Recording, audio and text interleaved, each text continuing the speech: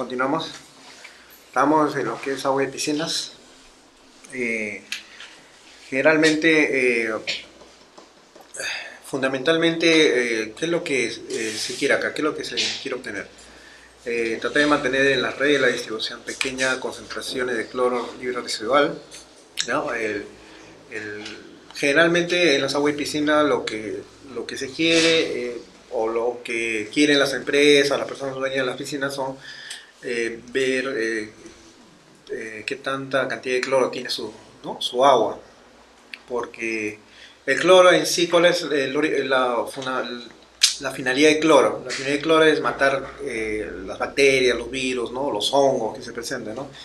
Y si no está, digamos, adecuadamente a una cantidad que están pidiendo, pues lógicamente no va a hacer efecto y eso pues van a repercutir en la salud de las personas que se vienen que utilizan las piscinas, ¿no? Entonces, tanto el cloro como el pH son importantes para lo que es los análisis en agua de piscina, ¿no? En sí hay muchas casas comerciales en la cual, o distribuidores comerciales, ¿no? de la marca de los reactivos que uno puede utilizar. Pero al final, ¿qué es lo importante? Tratar de ver que la ausencia de este cloro, el cloro generalmente también se presenta como residual, no implica la presencia de contaminación microbiológica, ¿no? Cloro residual libre, ¿no? En sí el cloro residual libre en el agua de consumo se encuentra como una combinación del hipoclorito y ácido hipocloroso en una proporción que va a variar en función del pH. El cloro residual combinado es el resultado de la combinación del cloro con el amonio, la cloramina, y su poder desinfectante es menor que el libre. Digamos que la suma de los dos constituye el cloro residual total, ¿no? Acá, por ejemplo, generalmente acá otro factor importante para poder medir digamos, las piscinas es el pH, ¿no? ¿Para qué sirve este pH, no? Generalmente las siglas de pH significa potencia de hidrógeno y digamos que es una medida que nos indica la acidez y la basicidad del agua, y dicha medida viene determinada, digamos, por el número de iones libres de hidrógeno, ¿no? En la sustancia. Y la escala de medición del pH comprende los valores entre 0 a 14, siendo 0 el más ácido, el 14 el más básico y el 7 el pH neutro. Digamos, ¿cómo se analiza este pH? Digamos, en una piscina debemos mantener ajustado el pH entre los valores, tiene que fluctuar entre 7.2 y 7.6, ¿no? En este intervalo, además de conservar las instalaciones en óptimas condiciones, lo ideal, prácticamente es lo ideal para que la piel y los ojos, digamos, de la persona que entra a la piscina, pues sean resguardadas, ¿no? Es recomendable realizar análisis del agua de piscina de forma, digamos, habitual, para corroborar el valor de pH.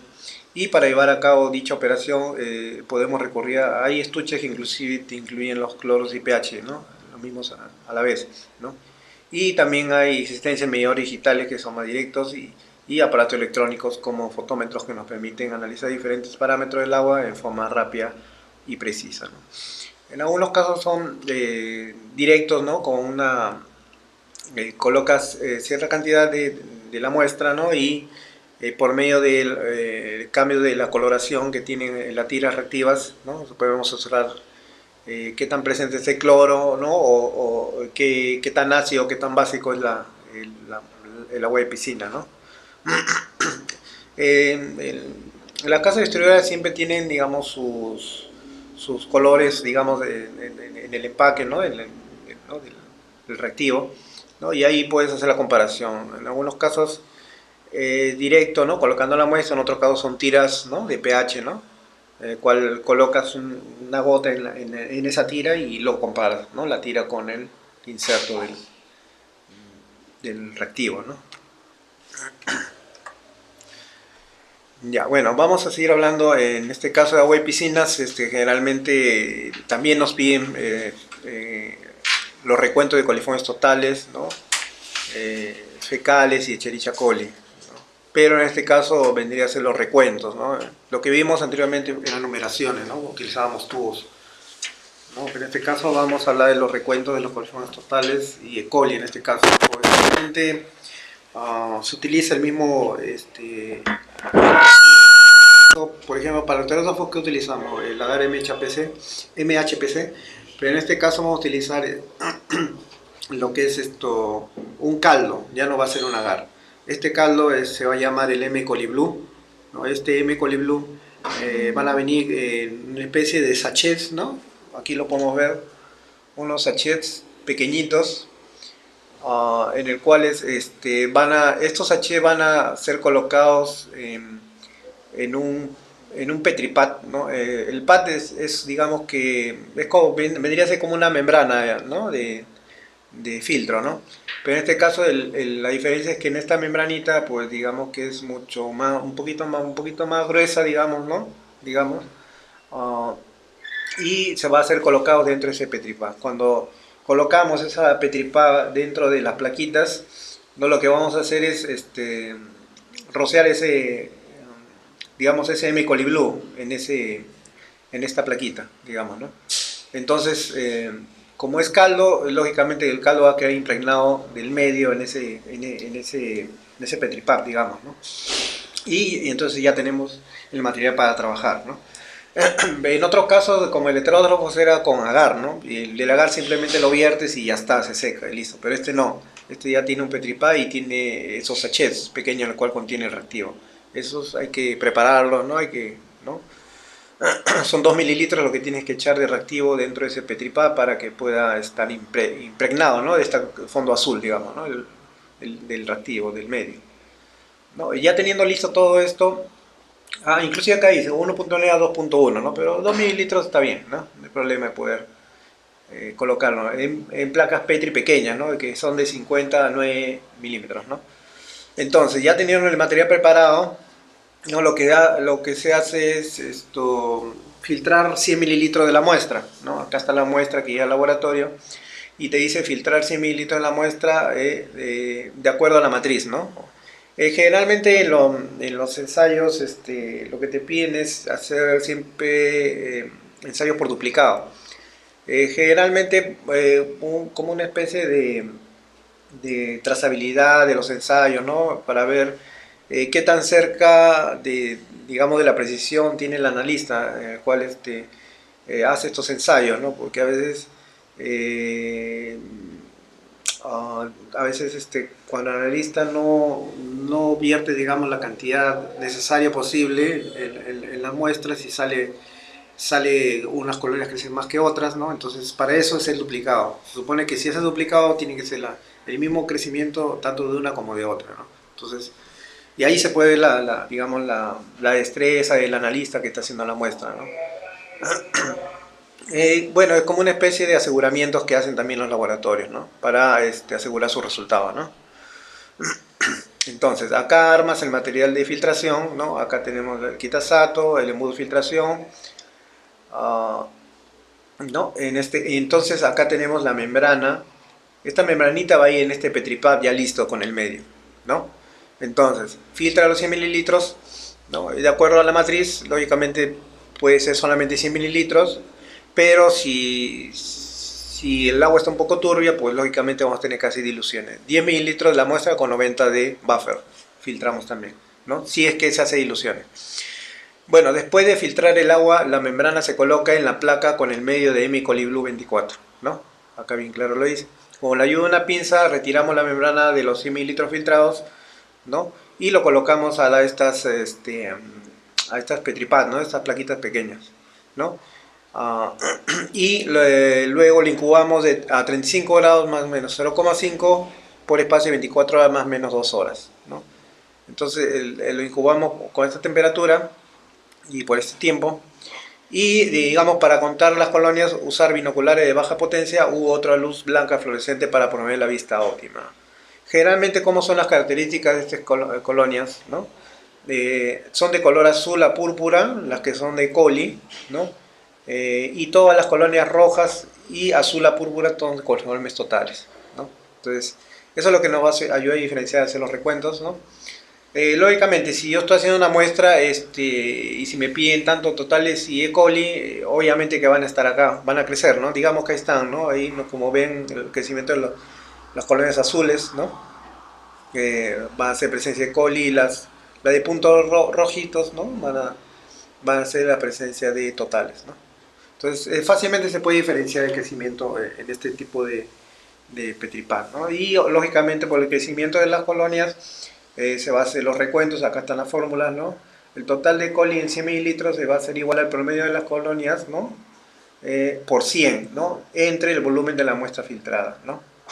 Y lógicamente el rango de recuento ideal es de 20 a 60 UFC, unidades formulares de colonia, ¿no?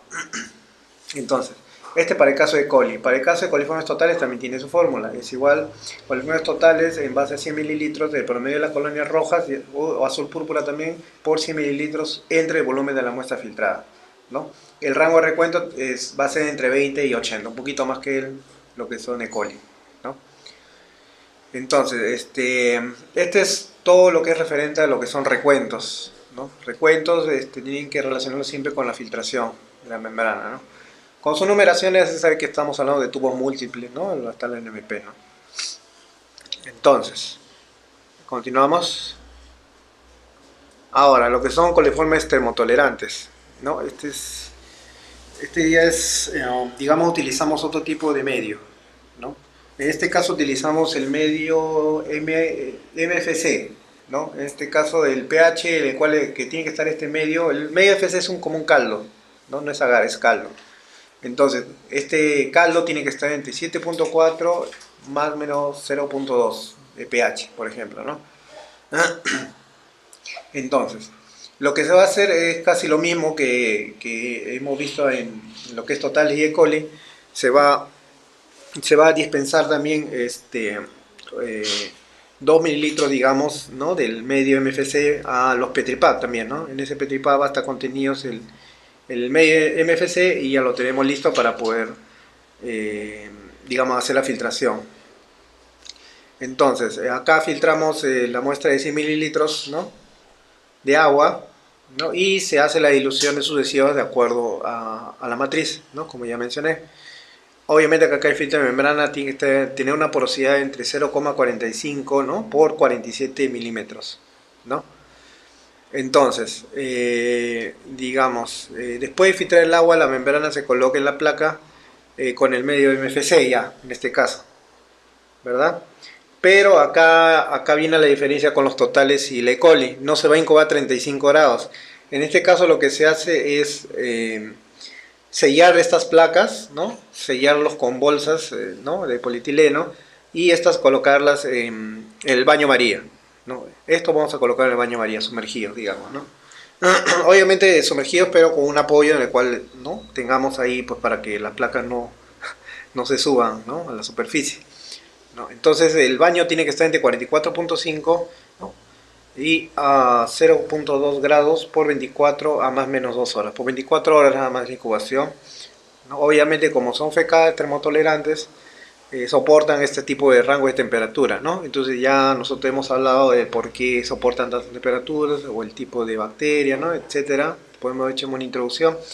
Entonces, estas bacterias, estos termotolerantes van a crecer a esta temperatura, ¿no? Entonces, ya pasado el tiempo de incubación, a la hora del recuento, digamos, las colonias típicas van a ser colonias azules, ¿no? Y las colonias atípicas, pues, que posiblemente puedan crecer, van a ser de grises o verdes, ¿no? Pero generalmente son de color azul, ¿no? Obviamente, acá se ha utilizado el medio MFC, ¿no? En este caso, para contar las colonias, siempre nos dicen usar binoculares de baja potencia u otra luz blanca fluorescente para proveer una vista óptima de las colonias, ¿no? Igual, acá también el cálculo de recuentos de coliformes termotolerantes tiene su fórmula para el reporte, ¿no? El rango de recuento ideal tiene que ser entre 20 y 60 UFC, ¿no? La fórmula está dada por el total de coliformes termotolerantes, promedio de colonias azules, ¿no? Total, multiplicar por 100 y lo divides entre volumen de la muestra filtrada. Entonces en este caso, ¿qué vendría a ser? Un litro, ¿no? En este caso 1000 por la unidad, 1000 mililitros, ¿no? Entonces, haciendo este cálculo tendremos el total de nuestras colonias contadas, ¿no? Es algo sencillo, no es ninguna fórmula complicada. Digamos que la única diferencia que en el rango de recuento ideal para lo que es el caso de totales es el de 20-80 nada más. El resto, tanto para termotolerantes como tales, E. coli, tengo tolerantes. Todo está claro. Ya, entonces si todo está claro, entonces vamos a continuar.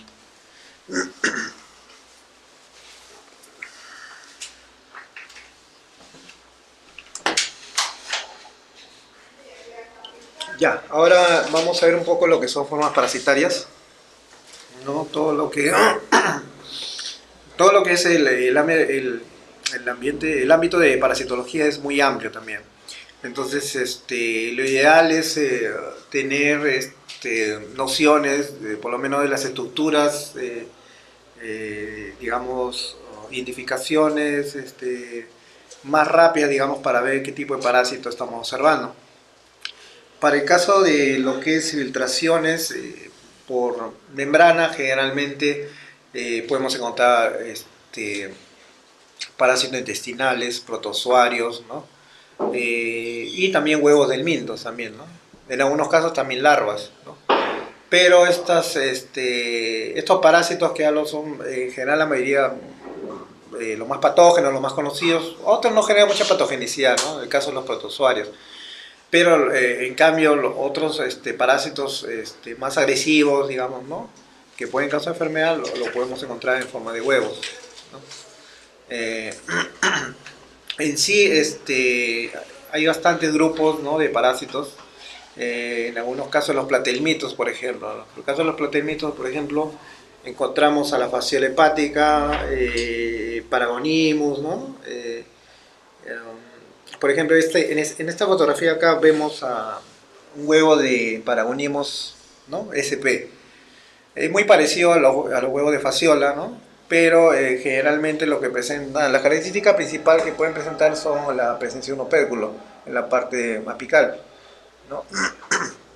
¿No? Y esto no se colorea mucho con el lugol tampoco estos parásitos.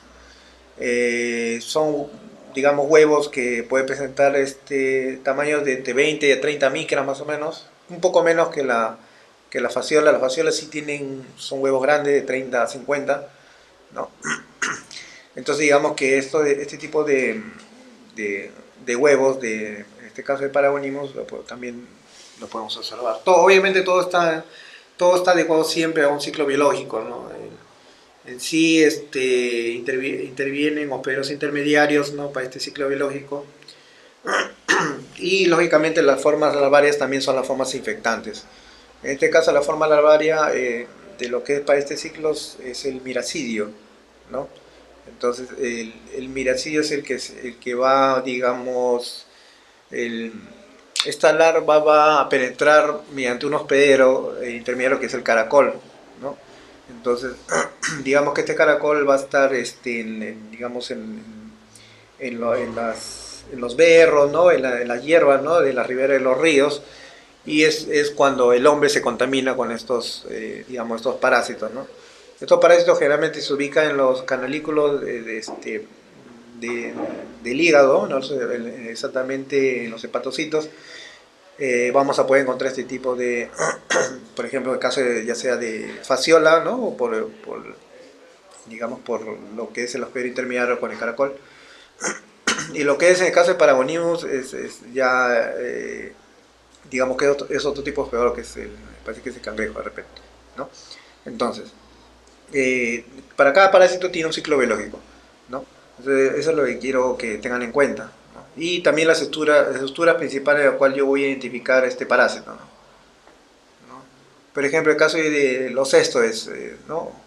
Otro tipo de parásito que podemos encontrar también en las aguas, ¿no? Es el huevo de Diphyllobotrium. También tiene característica taxonómica del opérculo en la parte apical, ¿no? Son huevos en forma de huevo, en forma de ovoide, perdón, ¿no? No se van a teñir mucho con el ugol, son de color marrón siempre. Hay dos tipos de Diphyllobotrium, hay Diphyllobotrium latum y Diphyllobotrium pacificum. Generalmente los Diphyllobotrium pacíficos son, digamos, para este hemisferio sur. El hemisferio norte son generalmente los Diphyllobotrium latum, ¿no? La parte de Estados Unidos, Canadá, ¿no? Entonces, este tipo de especies lo podemos encontrar acá en América del Sur. Pero por término de laboratorio, ¿no? Lo ponemos como SP, ¿no?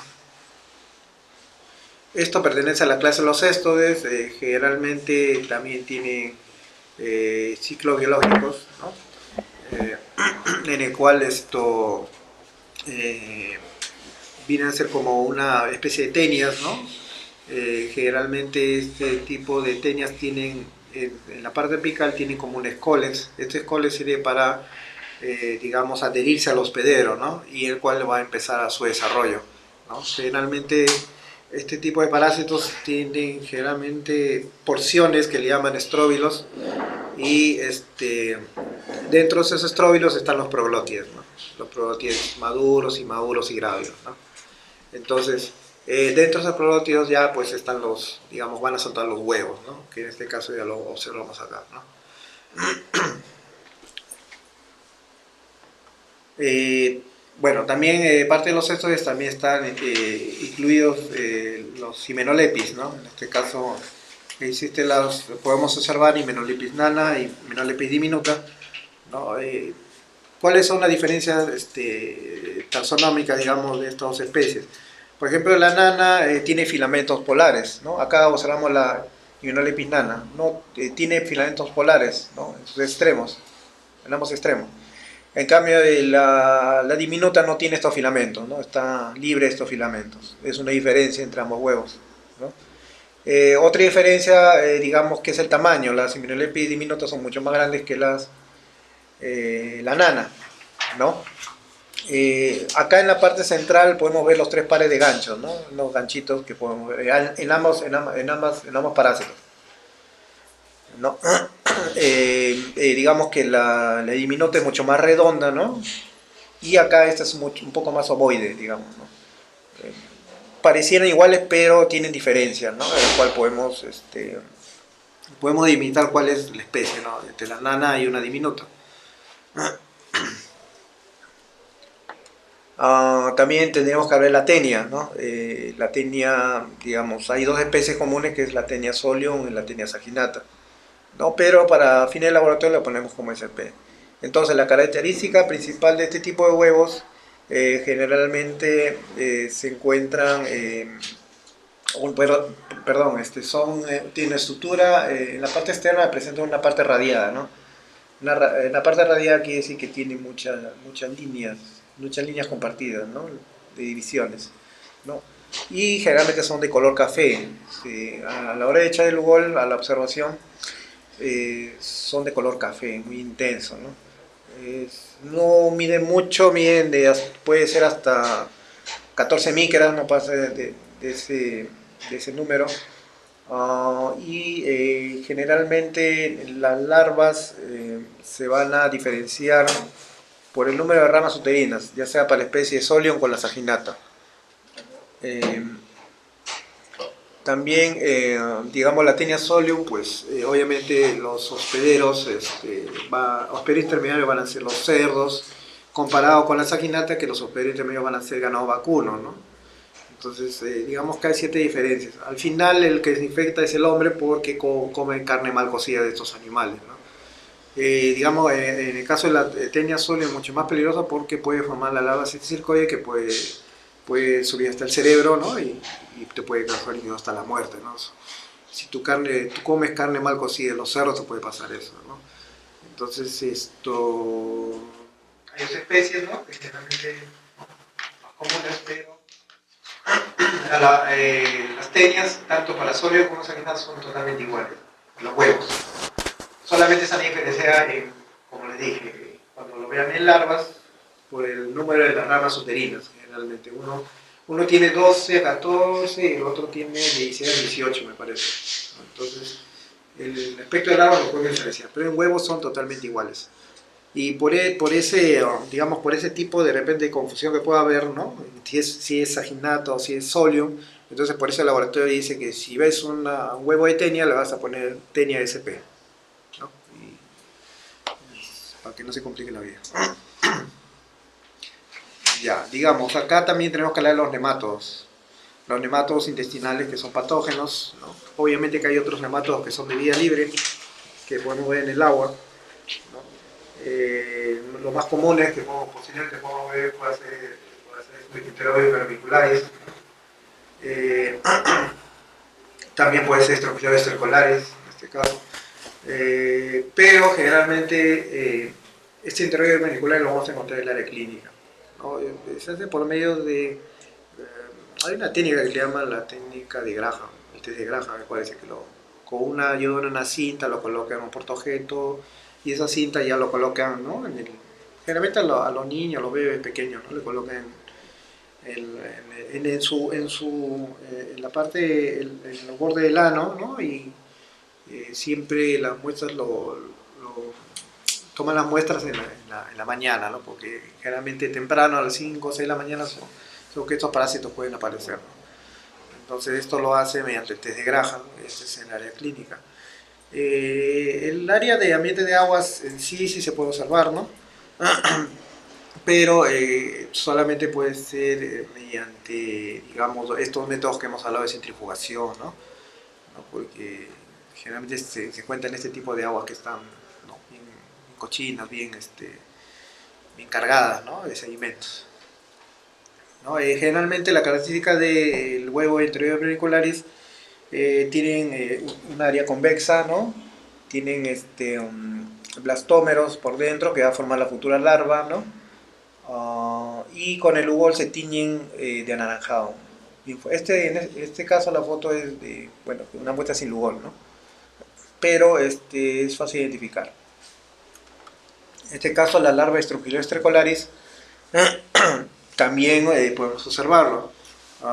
Aquí generalmente huevo en sí de Strongyloides tricolaris no vamos a poder observar. Generalmente los huevos de Strongyloides tricolaris se va a poder observar en las áreas clínicas, en los abscesos, en las operaciones, ahí recién. ¿Por qué? Porque lo que pasa es que este tipo de parásito tiene dos formas larvarias, uno que es rhabitiforme y otro filariforme. Generalmente cuando, digamos, lo que en sí, cuando no hay huevos de este tipo de parásito es porque maduran tan rápidamente estos huevos que cuando ya salen a la superficie ya salen como larvas, ¿no? Es por eso que no podemos ver un tipo de huevos de Strongyloides, ¿no? Ya lo vemos ya en larva, ya cuando son expulsados al ambiente. Y obviamente ya son como larvas rhabitiformes, en esta forma, ¿no? Las larvas rhabitiformes, para diferenciarlas de las filariformes, son un poco más gruesas, ¿no? Las filariformes son más delgadas, más finas, ¿no? Pero en este caso las rhabitiformes son más gruesas. En este caso es una larva tipo rhabitiforme, Strongyloides tricolaris. Y generalmente a veces las larvas son casi son tan iguales que lo único que le puede diferenciar, digamos, es en las partes apicales, ¿no? En las partes apicales, en algunos casos, unos pueden estar boca larga, otros boca corta, terminación roma, otros terminaciones más angostas, ¿no? Y también la presencia de los poros genitales, que a veces son unos conductos que se encuentran a los bordes de los intestinos, ¿no? Entonces eso ya tiene que ser un poco más minucioso, observarlos inclusive muy detenidamente al microscopio para poder determinar qué tipo de larvas, ¿no? Porque esto se puede confundir mucho con lo que son las larvas de Necator americanos y Ancylostoma duodenales, porque son bien similares, ¿no? Casi las mismas. Entonces hay que ver ese tipo de estructuras para poder diferenciarlas, ¿no? Pero en sí, Strongyloides tricolaris en huevo no hay, solo en larvas. Son en larvas.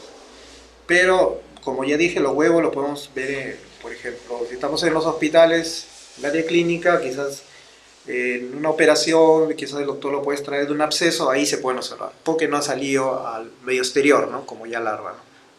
Porque maduran rápidamente, es por eso que se quedan como se ha traído de huevo dentro del organismo, digamos, ¿no?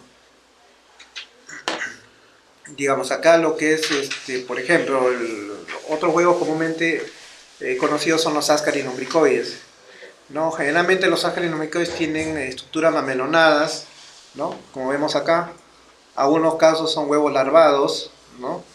Que ya pues tienen la futura larva dentro, ¿no? Estas estructuras mamelonadas. Estas estructuras mamelonadas tienen diversas capas, una capa interna, otra externa, otra capa vitelina. La más interna es la más, digamos, la que está, la primera capa es la vitelina, el cual va a anidar, digamos, esta larva, ¿no?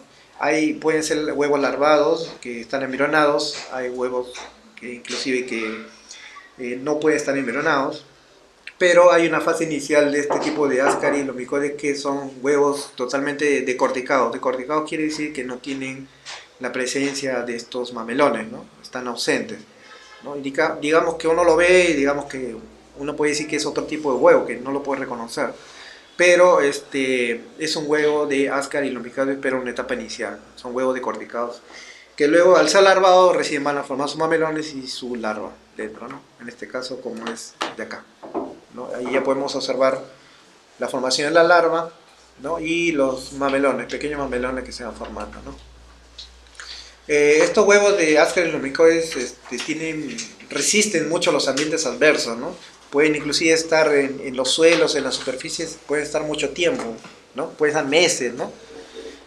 Pero estos huevos soportan, ¿no? Este tipo de temperaturas adversas. Generalmente cuando se hace este tipo de análisis, las personas que viven en la selva, generalmente los niños que los atacan están generalmente parasitados de este tipo de Ascaris, ¿no? Generalmente los Ascaris, ¿no? Las uncinarias, ¿no? Generalmente los niños de las selvas están atacados siempre por este tipo de parásitos, ¿no? ¿Alguna pregunta hasta acá sobre las formas parasitarias? ¿Todo está bien? Ya, a ver, continuamos. A ver.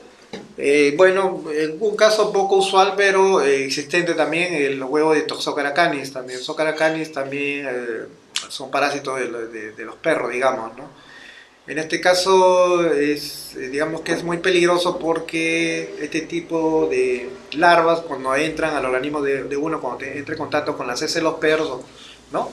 O con los mismos perros, digamos, porque tú sin darte cuenta, teniendo contacto con los perros, digamos, o digamos, teniendo contacto con las heces de los perros, donde se van a encontrar ese tipo de huevos, ¿no? Los huevos, a veces no te lavas las manos, habiendo jugado con el perro, qué sé yo, y te lleva los huevos ya dentro del organismo, ¿no?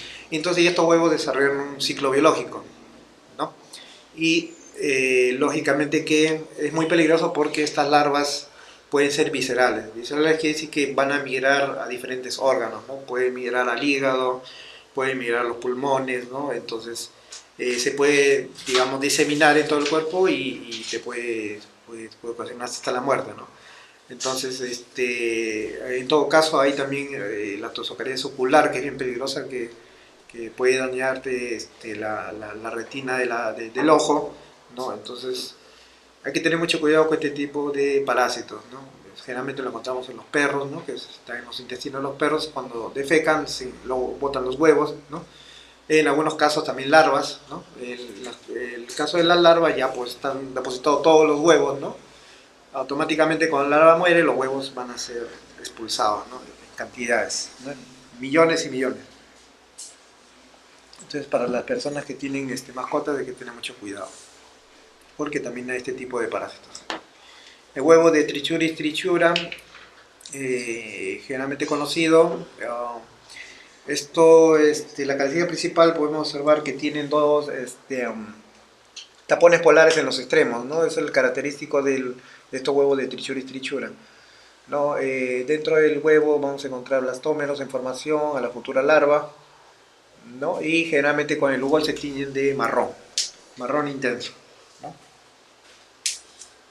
Bien característico, colores, ¿no? En el ciclo vírico, con respecto a estos Trichuris, hay larvas, digamos, que se pueden albergar en el intestino y que pueden medir inclusive hasta 14 metros, son inmensos, ¿no? Cuando se desarrollan las larvas dentro del intestino, ¿no? Es uno de los más grandes, digamos, ¿no?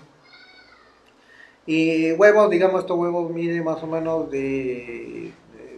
hasta 15, 16 micras más o menos, ¿no? No son tan grandes ni tan pequeños tampoco, ¿no? Pero es de fácil diferenciación, ¿¿no? Sus características morfológicas, digamos, son los tapones polares en los extremos y la forma que tiene, ¿no? Acá en este caso de los uncinarias, ¿no? Ancylostoma sp y Necator sp, ¿no? En este caso, lo que pasa es que lo pone así a lo de reportes porque los huevos tampoco se diferencian cuál es Ancylostoma y cuál es Necator, ¿no? No se puede diferenciar porque tienen la misma similitud. Generalmente la característica que tienen estos huevos tienen un citoplasma, ¿no? Vacío, ¿no? Que siempre dejan la formación de los blastómeros, ¿no? Digamos una forma, digamos, medio ovoide, ¿no? Y blastómeros en formación para la futura larva, ¿no? Siempre tiene un pedazo de citoplasma, ¿no? Y para los huevos de Ancylostomia decanthus son totalmente similares, ¿no? No se diferencian, pero sí se diferencian en lo que es el estadio larvario. Solamente ahí podemos tener diferencia entre estos huevos, ¿no? Generalmente los nematodos también son de vida libre, ¿no? Pero ¿qué te dice la norma? 50 tipos de vida libre no se puede, digamos que no, hasta el día de hoy, digamos que no hay, digamos como que unos parásitos, digamos, ya todos definidos con especie y con nombre, ¿no? Los parásitos de vida libre son tan diversos, ¿no? Que lo vas a encontrar en diferentes especies, ¿no? Entonces, digamos que esta diferenciación, tanto de los huevos, son similares, ¿no? Entonces, en el estadio larval solamente se van a diferenciar. Hay otro tipo de parásitos que son acantocéfalos, el huevo de Macracanthotrichia vinacia. El ciclo biológico va a intervenir, digamos, un insecto coprófago, que este insecto coprófago va a ser, digamos, consumido por un cerdo, ¿no? Y luego a la hora de defecar, las heces van a estar ya infectados con este tipo de larva, ¿no? Que vendría a ser la cantela. Esta larva cantela va a ser accidentalmente pues, atacada por el hombre y lógicamente va a tener esta forma de huevo, el Macracanthotrichia vinacia, que tiene varias capas, ¿no? Los huevos son mayores a 30 micras, son muy grandes, ¿no? Y tienen diversas capas, ¿no? Es muy notorio la forma de este tipo de huevos, ¿no? Estos son acantocéfalos. Bueno, pero lo que más nos interesaría acá en este caso también son los protozoarios, pero en este caso serían los quistes, ¿no? Digamos que los quistes de protozoarios, el más común es el Entamoeba coli. Digamos, el Entamoeba coli, en su estadio, digamos, quiste maduro, ¿no? o quiste adulto, va a tener la presencia de 8 núcleos, ¿no? 8 núcleos generalmente. Cuando el quiste es inmaduro, digamos, tiene la menor cantidad de núcleos, ¿no? Puede ser 4, puede ser 5, pero la característica principal es la presencia de los núcleos, ¿no? Y el huevo puede llegar hasta 8, 9, 10 micras como máximo, ¿no? Generalmente por su tipo por el tipo de formación que tienen, ¿no? Generalmente puedes encontrarlo en forma ovoide, puedes encontrarlo en forma, ¿no? Elipsoidal, pero la característica principal es que van a tener los núcleos, ¿no? 8 núcleos. También presentan quiste Diadomodela buchley, ¿no? Es un tipo de protozoario que podemos encontrar en aguas, ¿no? La característica principal es la vacuola iodófila que presentan estos, ¿no? Al cual cuando le echan Lugol pues se va a teñir fuertemente en un color naranja, ¿no? Generalmente este tipo de parásitos, su ciclo biológico van a ser muy similares, ¿no? Simplemente el hombre por malos hábitos higiénicos pues se contamina, ¿no? No se lava las manos y lógicamente estos quistes van a ser, ¿no? Absorbidos por vía oral, ¿no? Y luego en algunos casos, cuando llegan al lumen del intestino van a ser liberados por los ácidos de los estómagos y van a ser transformados en trofosoditos. En algunos de los casos referente a lo que es esta huella histolítica, ¿no? En algunos casos también lo que es giardia, ¿no?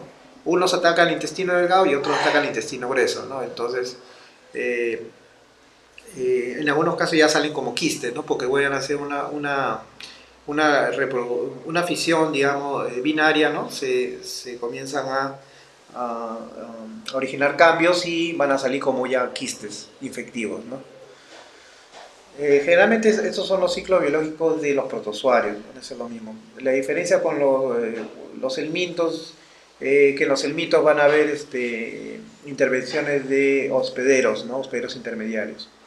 Acá es directo, ¿no? Simplemente o se dividen como trofosoditos y pasan a quistes, ¿no? Esa es la diferencia entre estos ciclos biológicos. Aquí, por ejemplo, común también encontrado en aguas es el quiste de Endolimas nana, ¿no? El quiste de Endolimas nana, estos parásitos son bien pequeños. Generalmente como núcleos tiene 4, son 4, pero pueden ser como puntos brillantes, se pueden observar. No se pueden observar claramente bien los núcleos, pero como puntos brillantes sí se pueden ver. Son refringentes también estos parásitos. Refringente quiere decir que cuando tú mueves el micrométrico de microscopio, pues a la luz pues genera un contraste con la luz, ¿no? Y pueden ser medio verdosos, se pueden observar. Esa es refringencia, ¿no? Esa es la refringencia que tan comúnmente se habla en los laboratorios para identificación, ¿no? Y pueden medir hasta 7 micras, 6 micras, son muy pequeños, ¿no? 7, 8 micras, no pasa de esa medida, ¿no?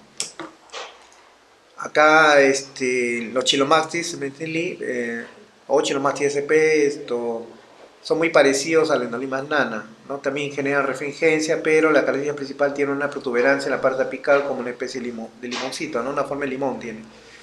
Entonces, también son de similar tamaño, no pasan de 8 micras, ¿no? Y también son protozoides comúnmente observados en las aguas, ¿no? Cuando observamos podemos ver este tipo de protozoario, que digamos que en algunos casos en pacientes inmunodeprimidos puede ser, le puede ocasionar una grave enfermedad, ¿no? Este es el caso de Chilomastis. Acá en el caso de Blastocystis hominis también otro protozoario comúnmente observado. Digamos acá la característica principal digamos de blastocitis es la presencia de núcleos periféricos, ¿no? En la parte externa. Ahí podemos ver estos núcleos pequeñitos, ¿no? En la periferia, ¿no? Y también inclusive se pueden observar otras formas de blastocitis, de forma vacuolar, ¿no? Pueden presentar vacuolas en el medio y en los extremos estos pequeños núcleos, ¿no? Entonces, Blastocystis hominis es otro parásito. Y también, bueno, pues tenemos que hablar de los coccidios, ¿no? En este caso los coccidios, lo que es el Oquistes Cyclospora cayetarensis, por ejemplo, ¿no? Que es el más comúnmente conocido. Uh, Generalmente estos tienen doble capa, ¿no? Pero también son pequeños, llegan a 8 micras, ¿no? No son muy grandes. Entonces, la única forma de reconocimiento también es con la coloración sin Nielsen, ¿no? La coloración sin Nielsen que te ayuda a identificar oquistes, también te ayuda a identificar lo que es Cristosporidium, ¿no? Tiene un procedimiento también. La coloración sin Nielsen consiste en utilizar la fucsina ácida. La fucsina ácida viene a ser la fucsina fenicada, ¿no? Entonces lo que haces es, ya tienes tu muestra, tu película, tu lámina, digamos, echas una cantidad en la cual pueda cubrir esa película durante 5 minutos, ¿no? Digamos, durante esos 5 minutos, digamos, el colorante va a penetrar en la pared, en las paredes, digamos, de este parásito, ¿no? Entonces, eh, luego de eso, lo que se hace es flamear, digamos, este tipo de láminas para que pueda penetrar mejor el colorante, ¿no? Tiene que hacer tres flameadas, ¿no? Y digamos, para que pueda penetrar. Y después decolorar con el alcohol ácido, ¿no? Muy parecido al GRAM, pero utilizas otros componentes, ¿no? Decoloras con el alcohol ácido y al final lavas con agua de caño y luego echas el colorante contraste. En este caso el colorante contraste puede ser azul de metileno o puede ser también el verde de malaquita. Cualquiera de estos dos colorantes pues, puede hacer que tenga un contraste de este tipo de coloración, ¿no? Entonces, el colorante de contraste va a ser por espacio de 1 minuto, no puede pasar más de ese tiempo, ¿no? Lo que es el alcohol ácido se lava nada más, se lava. Es para lavar, simplemente para botar toda la fucsina, ¿no? La fucsina ácida. Al final va a quedar la película, ¿no? Para observar. Y esto te va a ayudar a poder identificar estos oquistes, ¿no? También la isospora belli, el oquiste y la isospora, en algunos casos también utilizamos esta coloración sin Nielsen.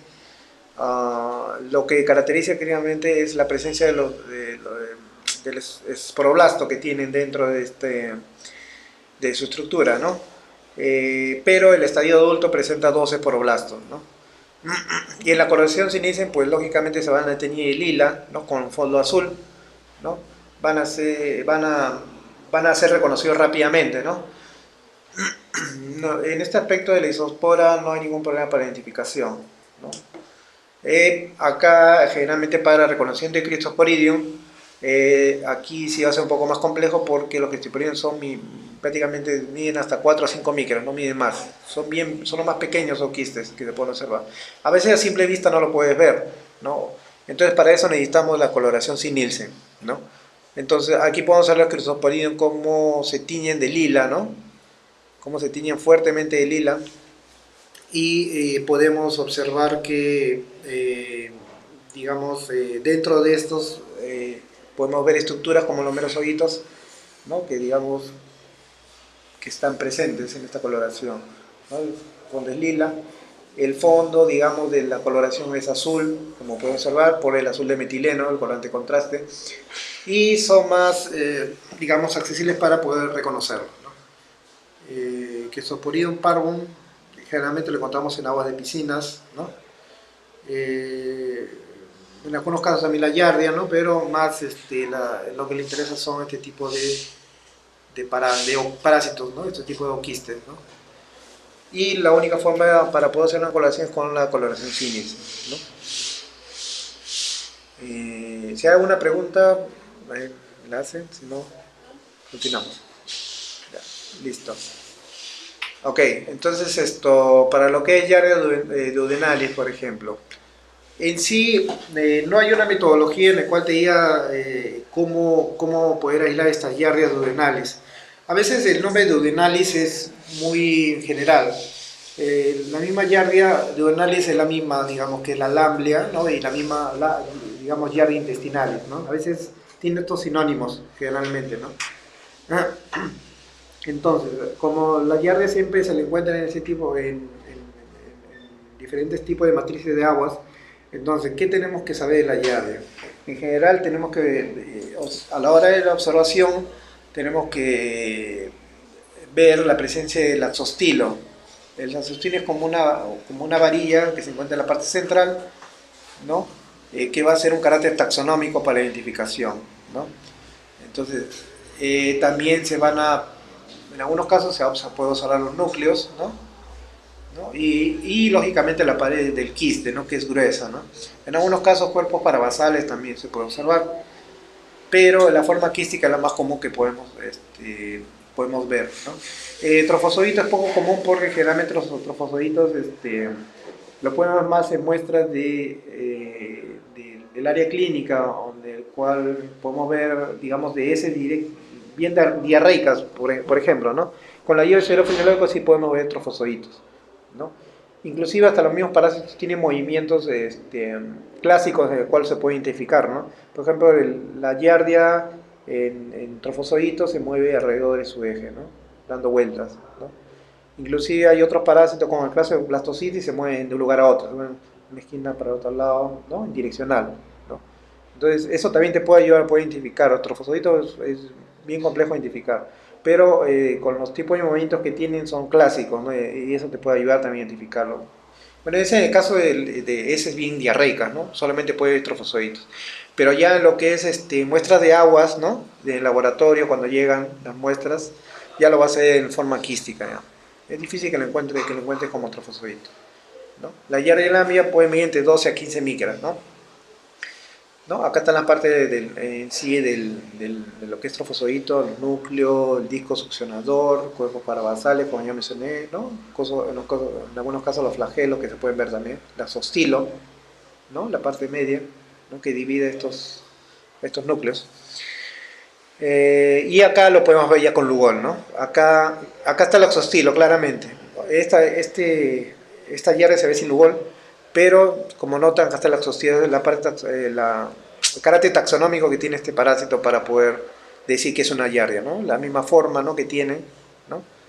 Y acá ya está con Lugol, obviamente, ¿no? Ya, digamos, el axostilo, los núcleos ¿no? Se deforman un poquito, ¿no? Por la presencia de Lugol, ¿no? Que tiene unos componentes que tienen yoduro generalmente, ¿no? Son componentes muy fuertes, ¿no? Que a veces, en algunos casos degradan los parásitos o en algunos otros casos también intensifica más sus estructuras, ¿no? Que lo ayudan a reconocer, ¿no? Pero lo podemos observar así. En el caso de trofozoitos, ¿no?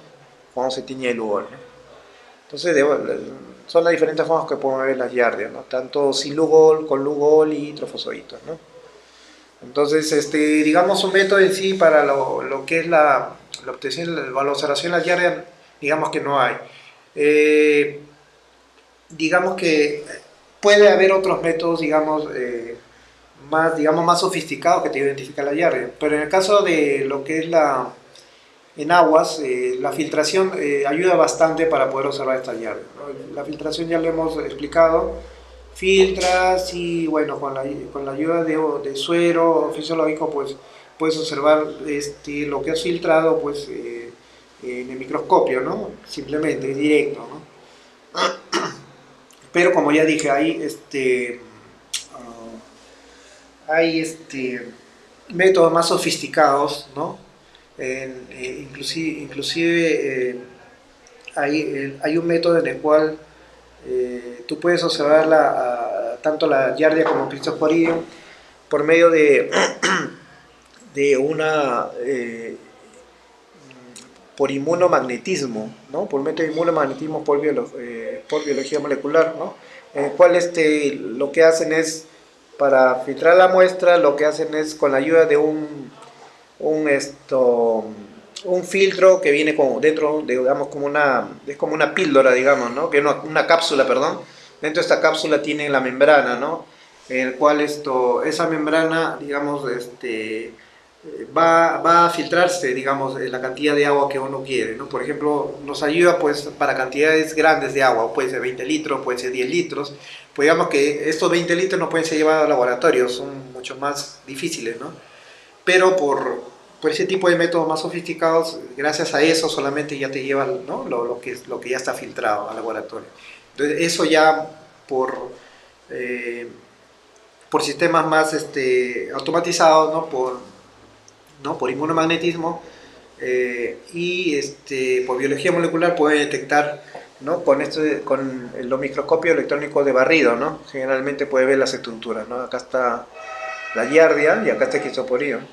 Y mira, cómo prevalece aquí los tamaños, ¿no? Mira, la Giardia es de 10 a 15 micras, 10 a 14 micras, pero mira los Cryptosporidium, ¿qué tamaños son? Mira, ¿qué tal diferencia, no?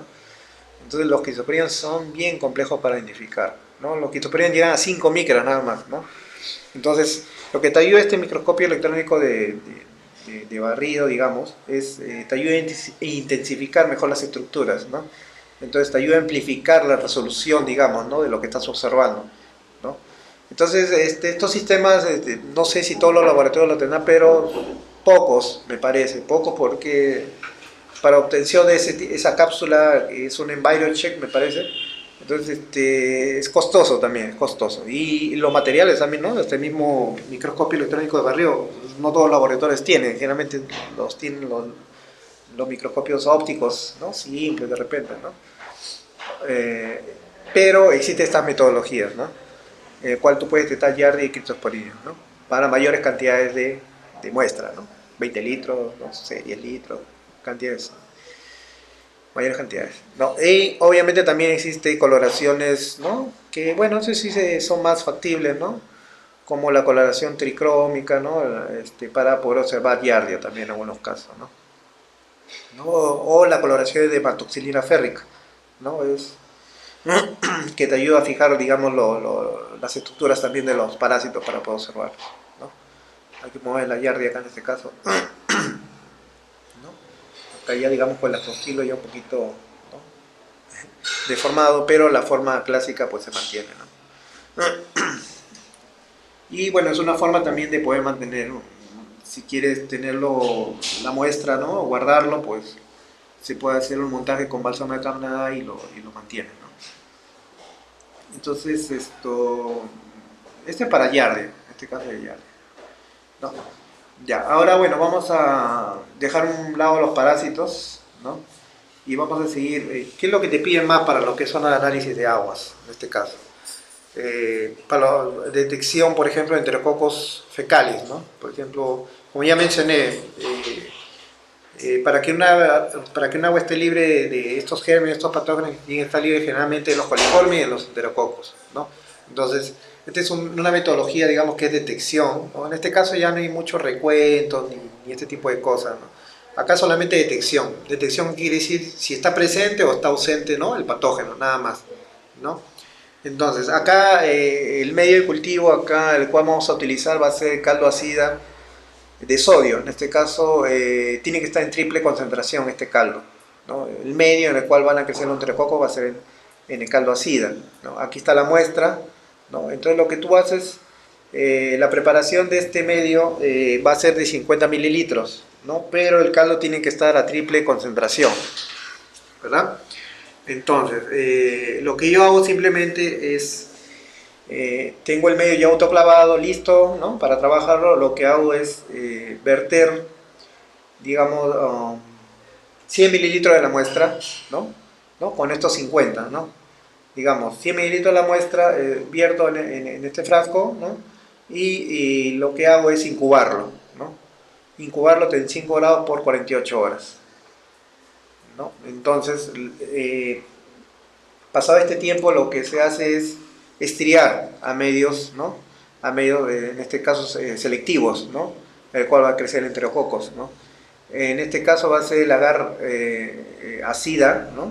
El agar ácida, el cual, este es en la etapa inicial, el color del agar ácida, que es color medio marrón, ¿no? Y esto, estrías, ¿no? Estrías tu muestra inicial, lo estrías acá este agar y vas a poder observar el crecimiento, ¿no? De las colonias, ¿no?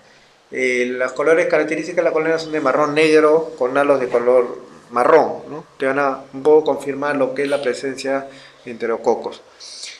En alguno de los casos, pero estas placas se van a incubar a 35 más menos 0.5 a 24 más menos 2 horas, ¿no? Es lo que te dice el método. Luego de eso, para confirmar, digamos, si son streptococos fecales, lo que haces es pasarlo a otro medio cultivo, que se llama el caldo BHI, que sus siglas significa Brain y Hair Infusion, ¿no? Es como que digamos, un caldo, digamos, de cerebro, de corazón, creo que es, me parece, ¿no? En la traducción, que es un medio enriquecido, ¿no? De peptonas, ¿no? El cual va a crecer los enterococos, ¿no? En este caso va a ser BHI solo y BHI con 6.5 de cloruro de sodio, ¿no? Van a incubarse a diferentes, digamos, diferentes tiempos, a la misma temperatura, pero diferentes tiempos. Uno es a 24 horas, más o menos 2 horas, y el otro es 48 horas a más o menos 4 horas. El que tiene cloruro se va a incubar con más tiempo, ¿no? Y la presencia de la positividad van a ser, digamos, cuando el medio está turbio, ¿no? Cuando está totalmente turbio, digamos, es positivo para enterococos, ¿no? Fecales, ¿no? Esta es una forma de poder aislar enterococos, ¿no? Pero la presunción te da pues los halos, ¿no? De color marrón, ¿no? Marrón negro, con este tipo de halos, ¿no? Entonces, para el caso de enterococos fecales. Para el caso del área clínica, utilizan este agar, pero también utilizan bilis esculina, me parece. Utilizan también bilis esculina. Es otro agar que utilizan, pero en el área clínica, ¿no? Pero es otra metodología, ¿no? Acá lo que estamos hablando es sí, el estándar, ¿no? Es detección de enterococos fecales. Detección. Entonces, ¿cómo reporto? Como presencia de enterococos fecales, nada más, ¿no? Entonces, un poco más sencillo que la numeración de los recuentos, ¿no? Que es más complejo. Pero eso es lo que te piden, ¿no? Para poder detectar, analizar las aguas, ¿no? Es parte de... Bueno, también hay otro tipo de análisis que son las detecciones de Vibrio cholerae, ¿no? Es también otro patógeno digamos, que tiene que analizarse para este tipo de aguas, ¿no?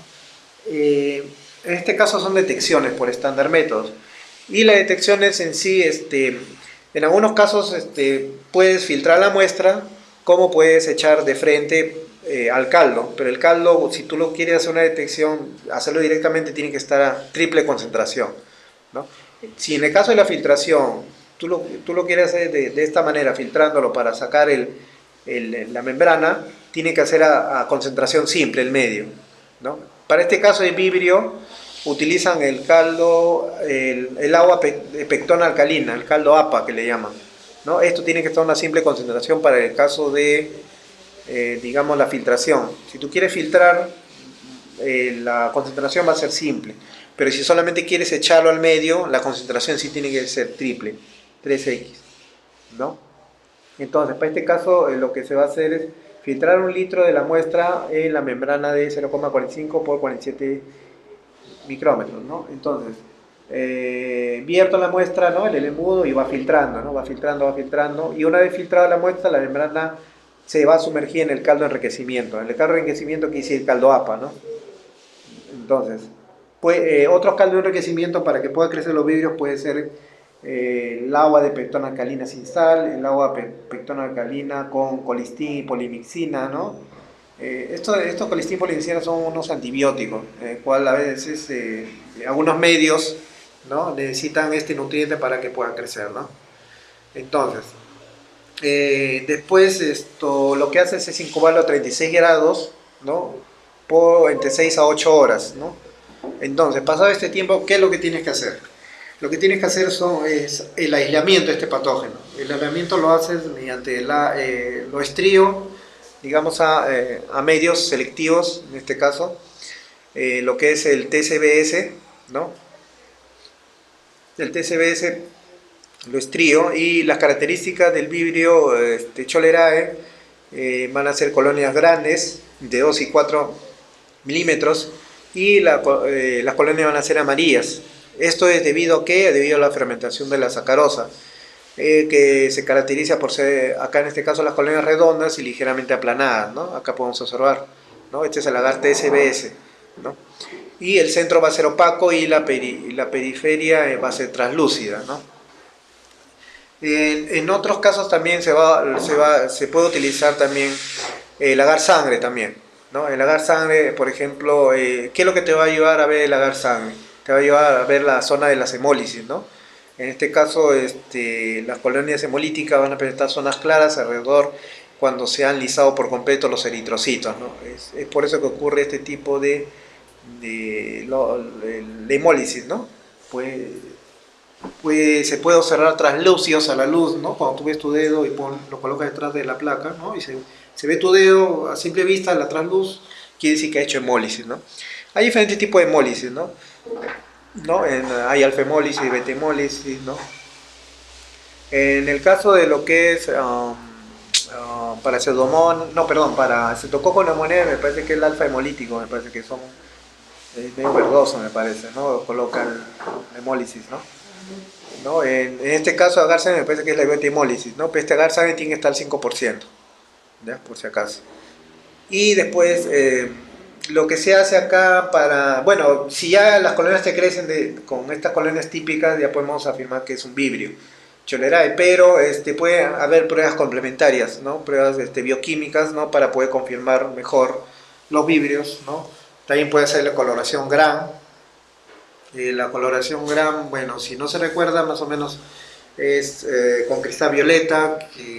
Bueno, ya tienes tu película, la muestra hecha cristal violeta por espacio de 2 minutos, ¿no? Para que pueda penetrar dentro digamos, del organismo, en este caso de la bacteria, ¿no? En las paredes celulares.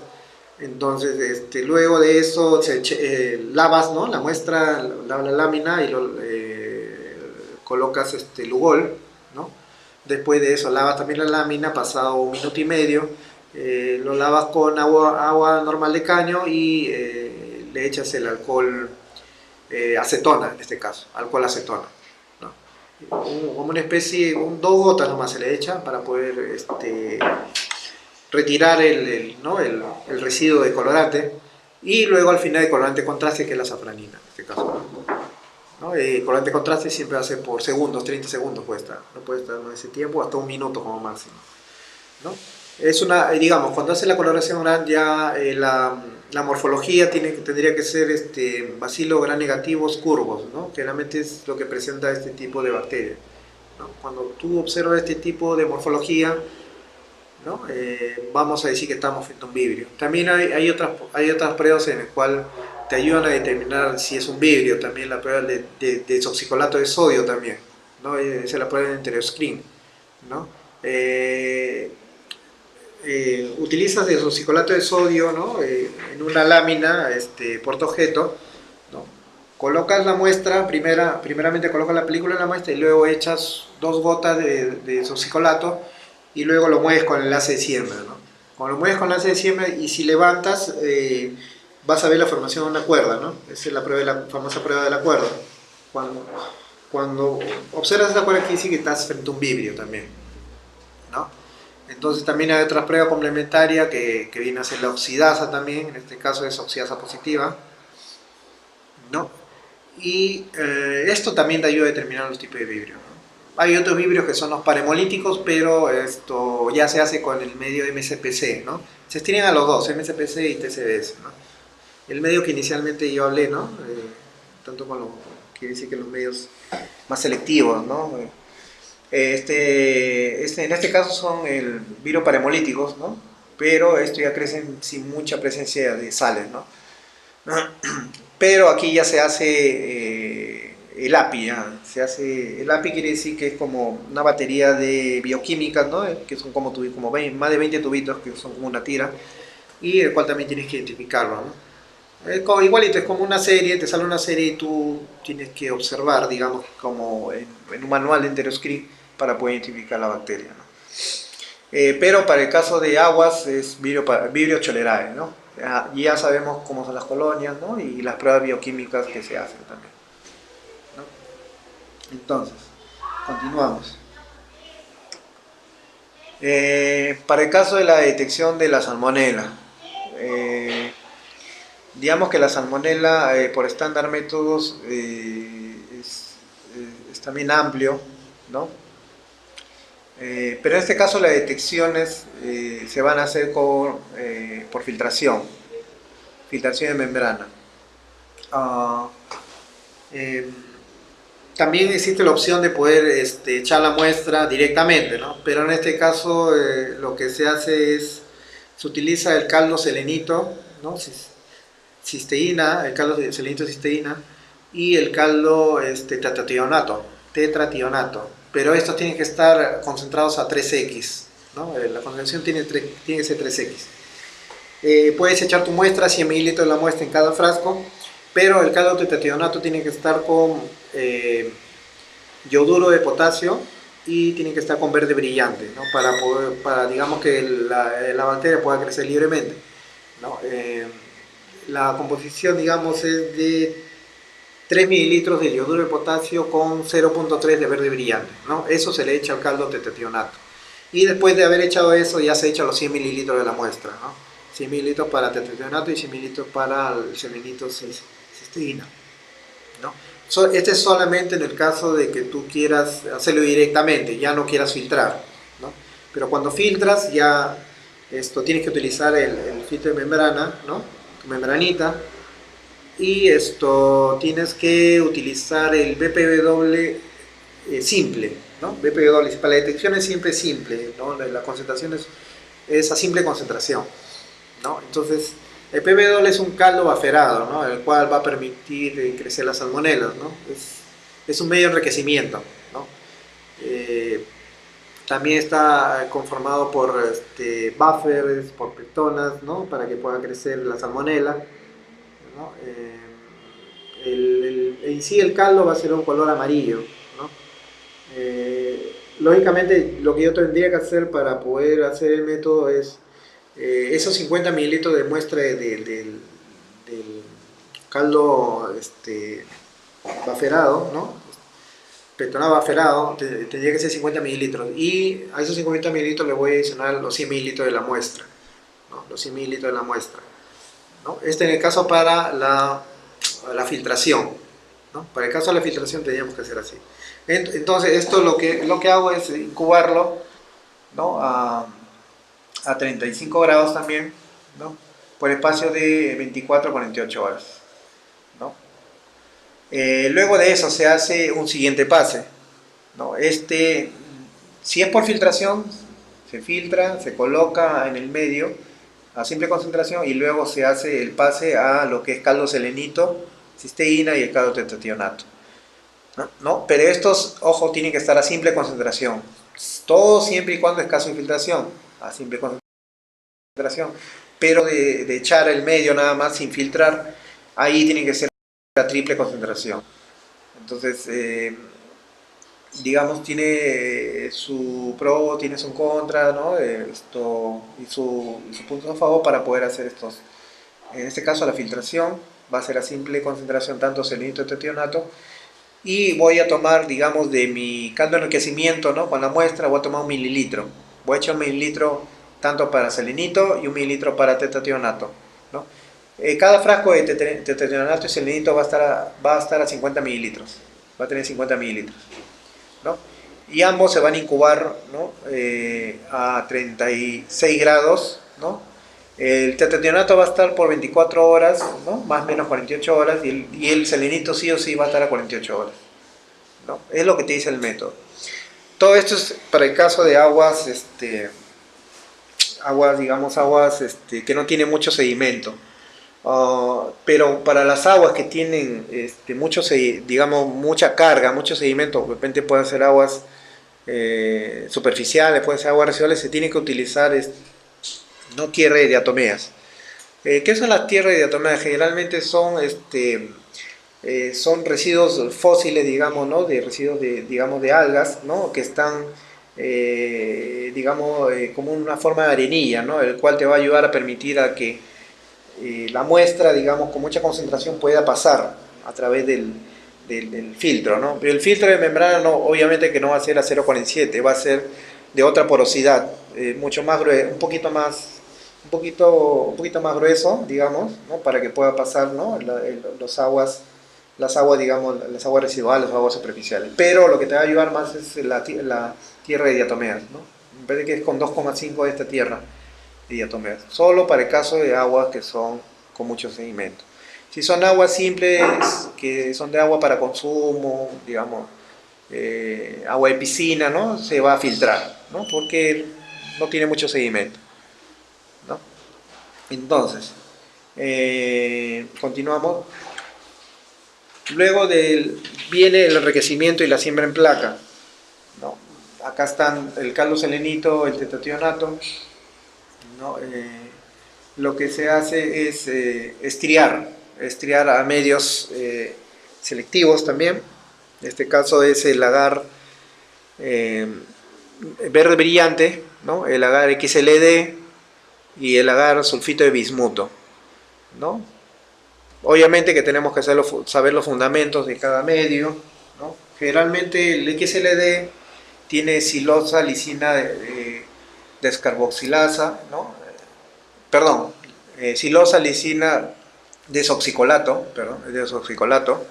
Entonces, generalmente acá, ¿qué es lo que va a agrupar? Generalmente van a agrupar la mayoría de los azúcares, la fermentación de los azúcares. Pero generalmente cuando hay presencia de salmonela, la fermentación de azúcares tiene un indicador acá, ¿no? Va a virar el indicador a un color amarillo. Cuando tú ves colonias medias que son amarillas, generalmente estaríamos hablando de una posible Escherichia coli, un Proteus de repente, ¿no? Pero si vemos las colonias que tienen sulfuro de hidrógeno, o sea, dentro de la colonia al fondo, vamos a tener que sospechar que es una salmonela. Hay unos casos de salmonelas que son atípicas, ¿no? Hay salmonelas que son de tipo tipinurio, y las salmonelas choleracius. Las choleracius son las famosas salmonelas atípicas, ¿no? Esas atípicas a veces, inclusive hay que no forman sulfuro de hidrógeno, ¿no? Pueden pasar desapercibidos así, y uno a veces lo puede hasta confundir, ¿no? En lo que es el caso del agar verde brillante, generalmente lo que va a reaccionar acá va a ser el indicador, me parece que es el rojo de fenol, ¿no? Y digamos, si la colonia se presenta acá como salmonela, va a tener el fondo del color del medio, ¿no? No, aquí no va a haber ninguna reacción, digamos, con respecto a los sulfuros, ¿no? Pero sí, acá el indicador rojo de fenol pues va a hacer virar la colonia, va a intensificar más bien el color de la colonia con el medio, ¿no? Muy similar, ¿no? Y las colonias típicas van a ser rosadas, translúcidas, ¿no? En fondo rojo, ¿no? Digamos casi el mismo color del medio, ¿no? Y acá el agar sulfito de bismuto, que generalmente a la hora de la preparación Generalmente lo tenemos que cubrir con un papel craft, lo tenemos que cubrir porque no soporta mucho la luz del ambiente, ¿no? Digamos, se puede un poco degradar el medio y lo que se hace es cubrirlo, ¿no? Y guardar un ambiente que esté pues adecuado, ¿no? Para guardar los medios de cultivo. Acá generalmente el agar sulfito de bismuto, las colonias típicas son negras, en algunos casos presentan brillo metálico y otras no presentan, ¿no? Pero el sulfuro de hidrógeno es característico de la presencia de salmonela, ¿no? En sí el agar sulfito de bismuto tiene un fondo verde, ¿no? Un verde relativamente oscuro, ¿no? Entonces, todas estas placas han sido incubadas, ¿no? Por 24 horas a 36 grados, ¿no? Entonces, luego de esto viene otra fase, ¿no? Viene lo que es la parte de la bioquímica, ¿no? Pero ¿qué es lo que nos dice el método en sí? Digamos que para estudiar colonias sospechosas, ¿no? Que están sospechosas de salmonella, lo vamos a tener que purificar las colonias. En este caso vamos a tener que utilizar un agar nutritivo. En este agar nutritivo, digamos que van a crecer las colonias, ¿no? Exclusivamente de la salmonela, ¿no? Y van a virar a un color así medio cremoso, medio amarillento, ¿no? Cuando crecen en este tipo de medios.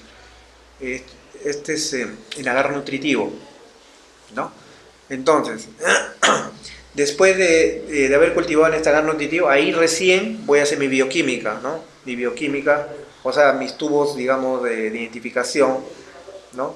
Digamos que va a utilizar el TCI, ¿no? Voy a utilizar, digamos, la urea, ¿no? En este caso también la LIA, la lisina descarboxilasa, ¿no? Para lo que es el caso de la TCI, también igual es la fermentación de los azúcares, ¿no? De los carbohidratos, mejor dicho, conocidos. Digamos que de acuerdo a la ubicación de las reacciones bioquímicas, también se puede saber dónde se encuentran estos carbohidratos, ¿no? En la parte, digamos, superior se va a encontrar la glucosa, en la parte media va a estar, digamos, la sacarosa, ¿no? Y la lactosa también va a estar, digamos, en el fondo, ¿no? Entonces, cuando observamos la reacción, digamos que vemos un color amarillo en la parte de arriba y la parte de abajo también vemos todo amarillo en medio, es una combinación A sobre A, ¿no? Que ha virado el indicador, ¿no? En este caso rojo de fenol, a un color amarillo, ¿no? Digamos que lo vuelve el medio más ácido, ¿no? Entonces, digamos que no podemos sospechar que sea salmonela, ¿no? Pero si vemos que el medio se ha ennegrecido, ¿no? El medio de un color negro, un precipitado negro, entonces tenemos que sospechar la presencia de una salmonela, ¿no? Porque este precipitado negro es sulfuro de hidrógeno, ¿no? Y si mayormente podemos ver agrietaciones, ¿no? Burbujas, ¿no? Gas, esa es presencia de gas, ¿no? Entonces obviamente podemos decir que estamos sospechando que puede ser que tenga salmonela, ¿no? Y lógicamente que va a haber otro medio en el cual podemos poder identificarlo, es con la urea, ¿no? La urea de Christensen, que generalmente se llama, ¿no? Generalmente los tubos positivos van a, digamos, color rosado, digamos, de salmonela, ¿no? Cuando es salmonela vira rosado, ¿no? Cuando es inicial tiene este color así medio cuando naranja, ¿no? Porque cuando es positivo, ¿qué es lo que dice, no? Aquí digamos que la urea hidroliza y libera amonio, no digamos que hay un cambio de color a rosa, digamos. En el negativo no hay un cambio en el medio, ¿no? El medio se mantiene, bueno, se mantiene el mismo color, ¿no? Un color naranja, ¿no? Cuando es positivo para la urea es debido a la presencia de la enzima, ¿no? Es por eso que, como dice, la urea hidroliza y libera el amonio, ¿no? Es por eso que presenta este color rosado, ¿no? Cuando observamos este tipo de cambios, ¿no? En los medios de cultivo ya podemos estar sospechando que estamos frente a una salmonela. Luego, También utilizamos la presencia de lo que es la lisina descarboxilasa. Digamos que la lisina descarboxilasa tiene un color medio morado, ¿no? Digamos que es como una especie de un caldo. Entonces, cuando hay lisina descarboxilasa positiva, ¿qué es lo que va a hacer? ¿Cómo va a reaccionar el medio? ¿No? El indicador para empezar es el azul de bromotimol, en este caso. No, perdón, el azul no, es púrpura de bromoquesol. El púrpura de bromoquesol es el indicador de este medio de lisina descarboxilasa, ¿no? Entonces, cuando es lisina descarboxilasa positiva, el medio se va a poner un color más morado, va a intensificar el color, digamos. Pero si es lisina descarboxilasa negativa, el color va a virar al color amarillo, ¿no? Va a hacer que se ponga más ácido el medio, ¿no? Entonces, también la positividad va a presentarse como una turbidez, ¿no? Para este tubo, ¿no? Y el negativo, lógicamente, va a ser de color amarillo del caldo, ¿no? Entonces, lo que se hace es estos tres tubos que hemos visto, tanto que el TCI, la LIA y la URIA, estos van a no olvidarse que hay que incubarlos a 37 grados en este caso, ¿no? En este caso se incuba a 37, ¿no? Por espacio de 24 horas generalmente, ¿no? Y vamos a observar las reacciones, ¿no? De los tubos, ¿no? De bioquímica, ¿no? En algunos casos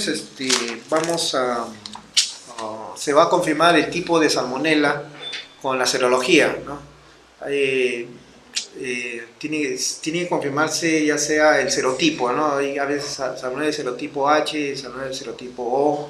Entonces, digamos, la serología te ayuda a confirmar el tipo de salmonela, ¿no? Y para la serología es fácil, simplemente lo que haces en una lámina portaobjeto, lo que haces es colocar la muestra, ¿no? Cierta cantidad de muestra con una asa, ¿no? Y luego lo que haces es echar el antígeno, ¿no? El suero, perdón, el antígeno de salmonela, ¿no? De acaso sea el H o sea el O, y lo que haces es ¿no?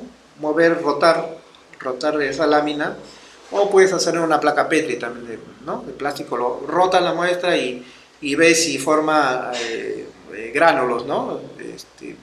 Se puede ver a la vista o también lo puede ver el estéreo, ¿no? Esa formación de una especie ¿no? de gránulos, ¿no? Que observa. Cuando tiene esa formación de esos gránulos, ¿no?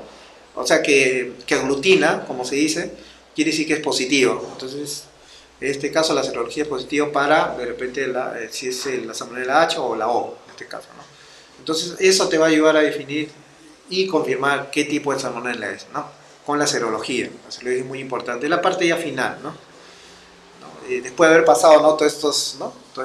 Todo esto, digamos, de aislamiento, ¿no? De medio de cultivo, ¿no?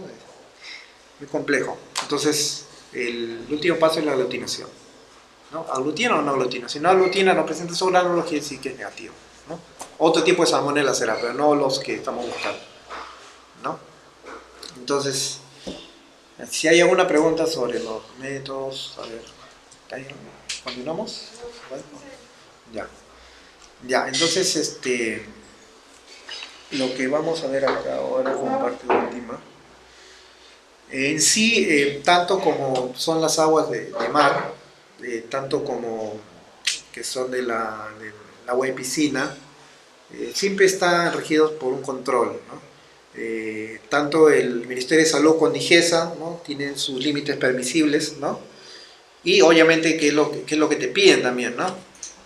Lógicamente no te van a pedir otro tipo de ensayo para este tipo de muestras. O sea, ellos te piden los ensayos de acuerdo a la naturaleza de la muestra en la cual pueda crecer en este medio, ¿no? Entonces, ellos te dicen tanto para el ámbito de los parámetros microbiológicos y parasitológicos, ¿no? Por ejemplo, te dice acá los parámetros, por ejemplo, coliformes totales te dice, ¿no? La unidad de medida, ¿no? Es UFC, ¿no? Por 100 mililitros, ¿no? Eso es lo que vimos en los ensayos, ¿no? Y va a ser a 35 grados, ¿no? Tiene que crecer en esa temperatura, ¿no? Son bien estrictos, ¿no? El límite permisible te dicen que es 0. O sea, no debe haber nada de, digamos, de coliformes totales para ellos, ¿no?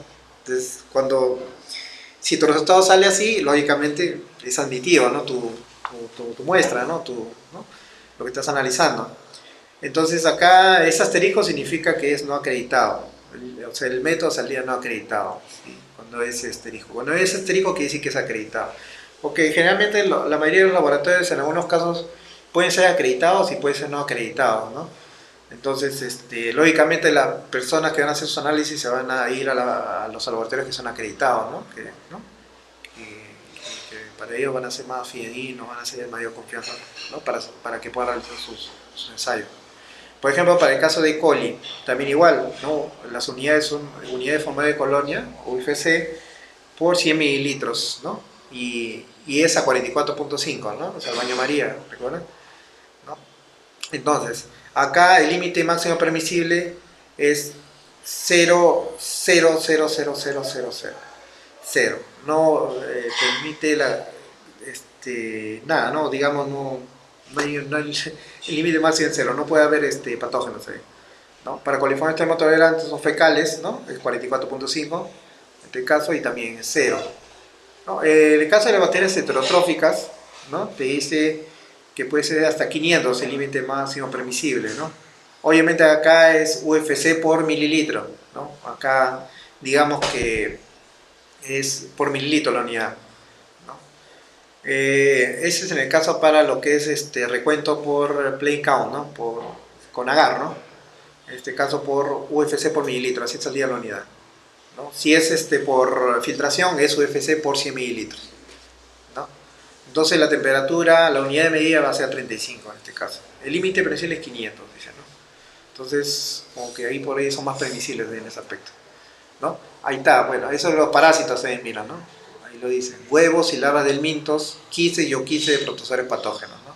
Ya hemos visto los quistes, hemos visto los zooquistes, ¿no?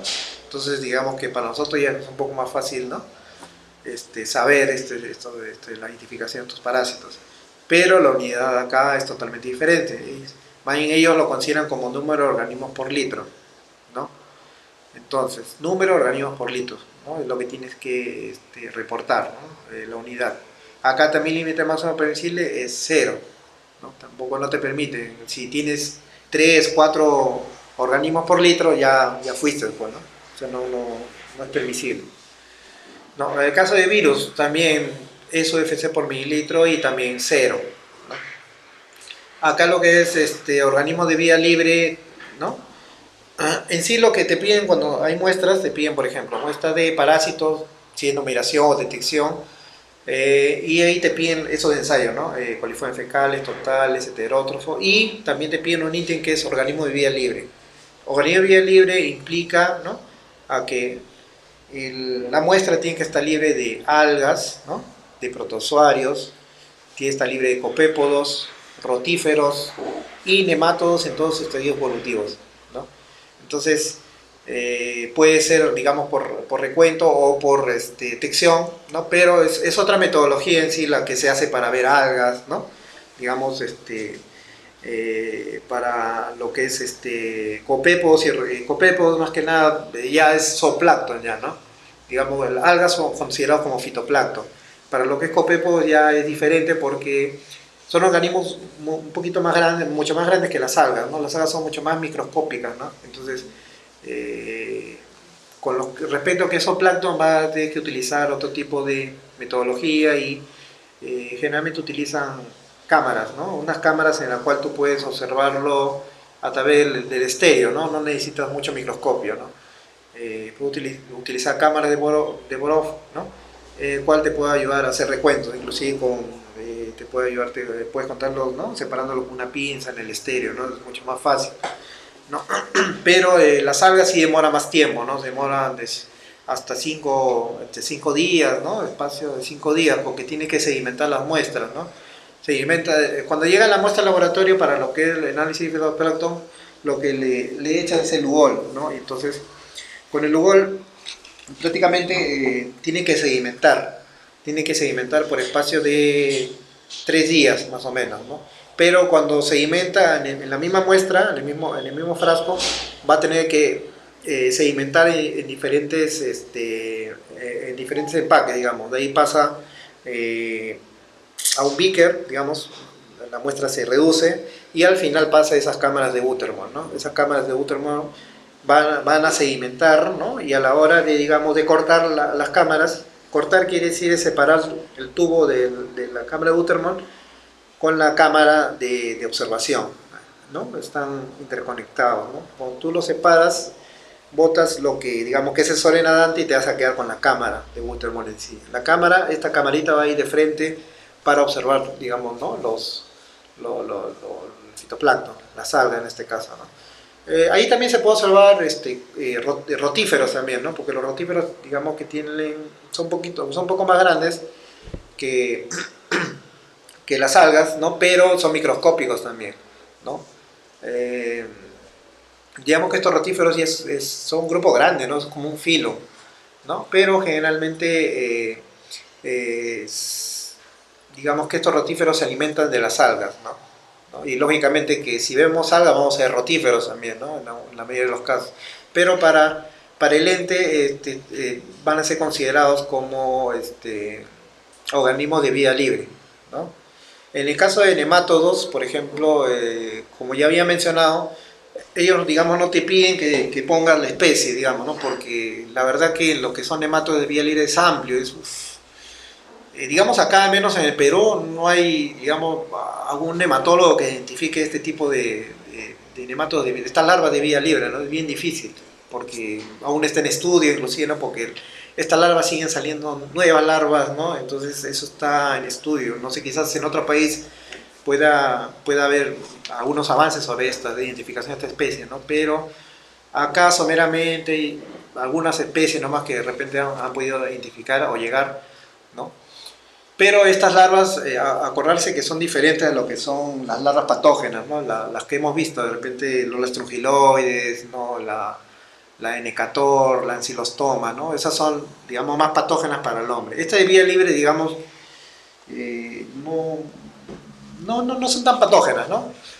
Esto es lo mismo, similar a lo que son las amebas. Las amebas existe que son patógenas, ¿no? Y a las otras que no son de vida libre. Cuando son de vida libre no son tan patógenas, ¿no? Entonces, en sí ellos, como te dicen, no son tan exigentes para que te digan, tienes que darle el nombre específico a este nemato. Simplemente con reportar nematodos, ¿no? Presencia de nematodos, cantidad de nematodos de vida libre, ¿no? O nemato en todos sus estadios evolutivos, ¿no?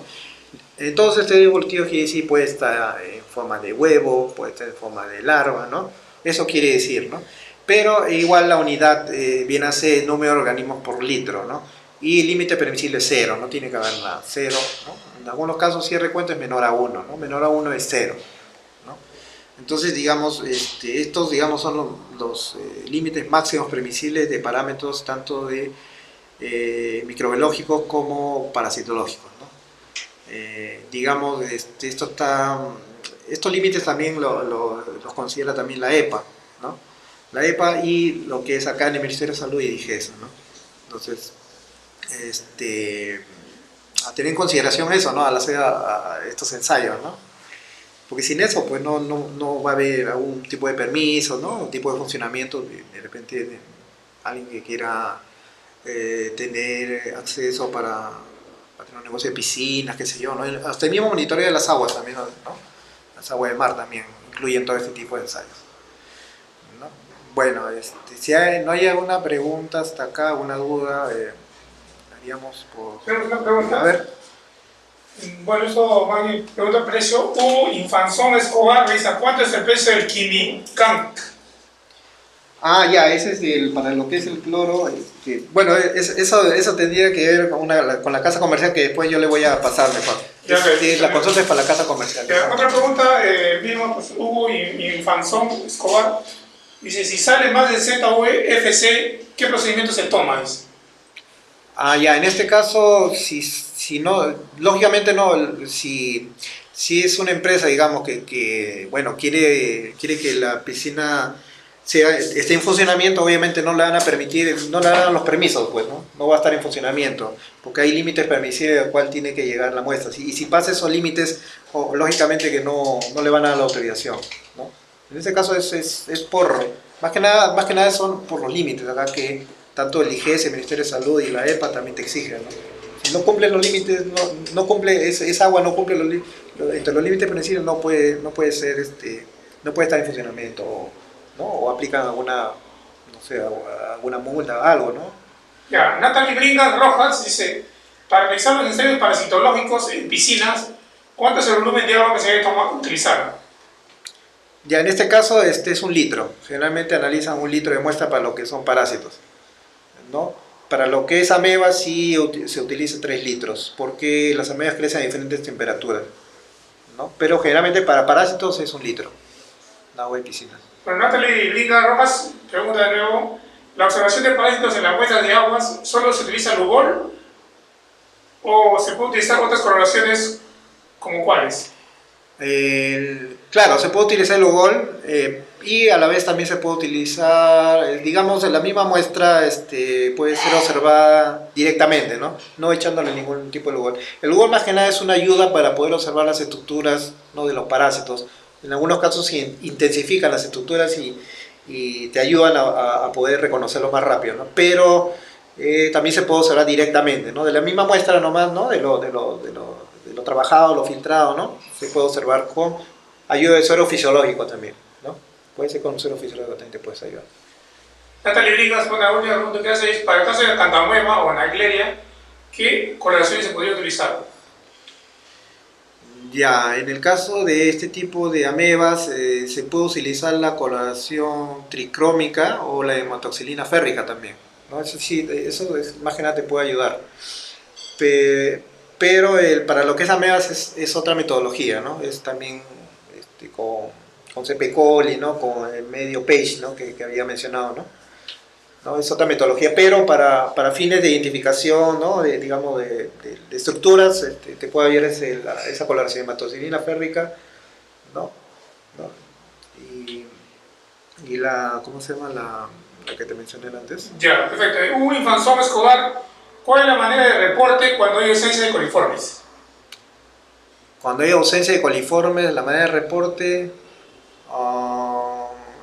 pero ¿qué? Numeración, detección, ausencia de coliformes. Lo que pasa es que tiene que ver mucho en lo que es el método, si te pide por numeración o recuento o si te piden por detección. Cuando hay detección es ausencia o presencia nada más, ¿no? Cuando es recuento, numeración, si numeración es por la tal NMP, y si es recuento es por si es menor a 1, ¿no? Te sale con menor a 1 siempre, con el recuento. ¿Tenemos alguna otra pregunta más? No. Entonces, estamos por terminado el curso.